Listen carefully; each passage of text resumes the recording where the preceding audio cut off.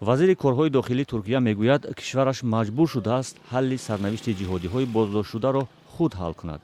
охири ҳафтаи гузашта ӯ гуфт, ки рӯзи душанбеи 11 ноябр истирдоди аъзои боздоштшудаи гурӯҳи daҳшатафкани давлати исломӣ ё худ доишро оғоз намуда, аз шаҳрвандӣ маҳрум шудан ё нашудани онҳоро мадди назар нахоҳад гирифт.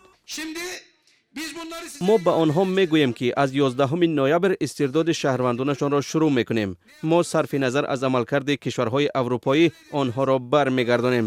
агар онҳо гӯянд, ки ҷиҳодиҳо аз шаҳрвандӣ маҳрум шуданд, мо мегӯем, ки ҳар коре мехоҳед кунед. тибқи иттилои расида, дар қадами аввал як олмонӣ ва як даниягӣ бозгардонида шуданд. Туркия ҳамчунин эълом кард, қарор аст 3 мард, 5 зан ва 2 кӯдакро, ки шаҳрвандони олмон ҳастанд, ба ин кишвар бозгардонад. Туркия ҳамчунин эълом кардааст, ки қарор аст рӯзи панҷшанбе 11 фаронсавӣ ва 2 ирландӣ бозгардонида шаванд.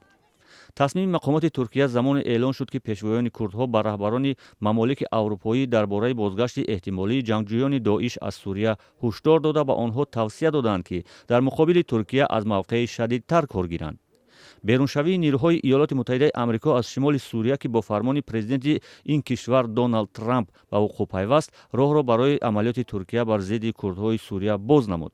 сипоҳи курдҳои Сурия дар мубориза бо Доиш пешқадам буда, асирон аз ин гурӯҳи даҳшатафканро дар урдугоҳҳову боздоштгоҳҳояшон назорат мекард.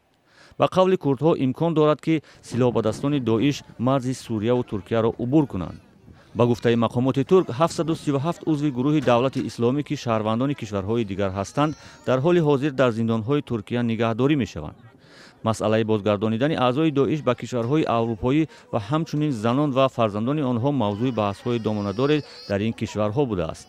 аз ҷумла ба гузориши расонаҳои арабӣ, дар урдугоҳи Ал-Ҳавл дар 45 километрии шаҳри ҷангзадаи Ал-Ҳасака дар шимоли шарқи Сурия беш аз 3000 кӯдак аз модарони ғайрисуриягӣ ба сар мебаранд, ки кишвари модарӣ ва ё падарияшон ҳозир ба пазируфтани онҳо нестанд.